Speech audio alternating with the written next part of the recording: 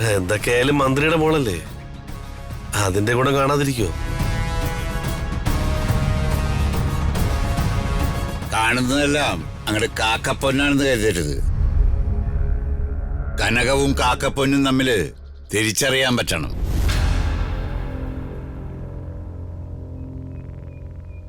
ഇവിടെ എന്ത് പ്രശ്നം ഉണ്ടായാലും അതിന്റെ എല്ലാം കുറ്റം ഋതിക മാഡത്തിന്റെ തലയില.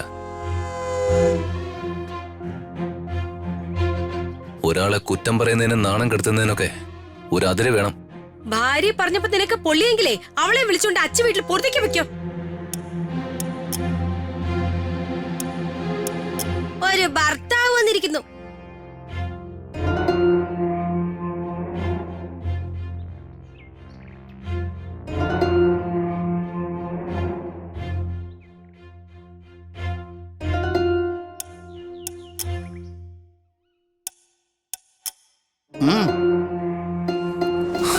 മാഡം, മാഡം വാ.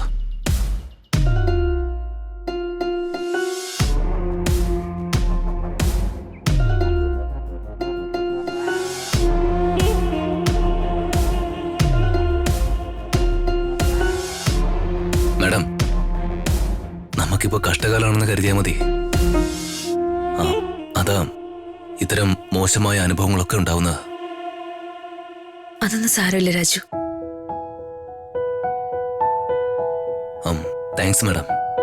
വളരെ പെട്ടെന്ന് രുക്മിണി ആന്റിയുടെ പ്രോബ്ലം സോൾവ് ചെയ്തതിന്. അതിന് നന്ദിയൊന്നും വേണ്ട രാജു, അതെന്റെ കടമയാ.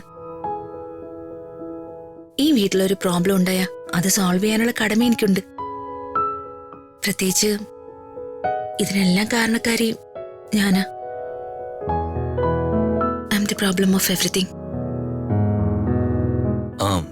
അല്ല, കണ്ണടച്ച് തുറക്കുന്നതിന് മുമ്പേ ഇതെങ്ങനെയാ കൈകാര്യം ചെയ്ത്?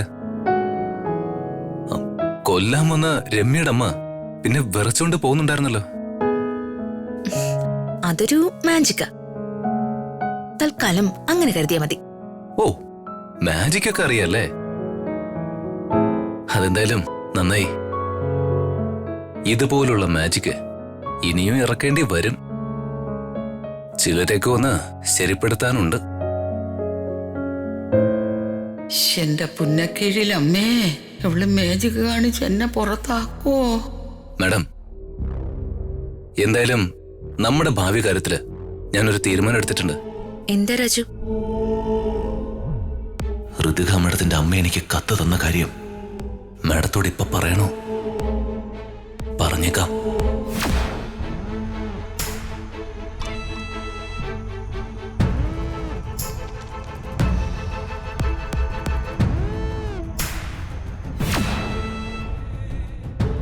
എന്താ രാജു?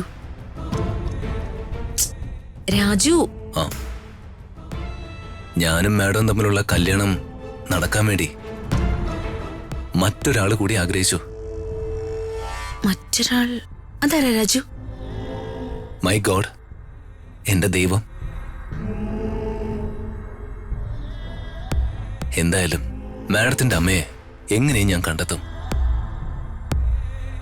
എല്ലാ പ്രശ്നങ്ങൾക്കും ഒരു പരിഹാരം ഉണ്ടാവും. അകലേ നോവിനാലേ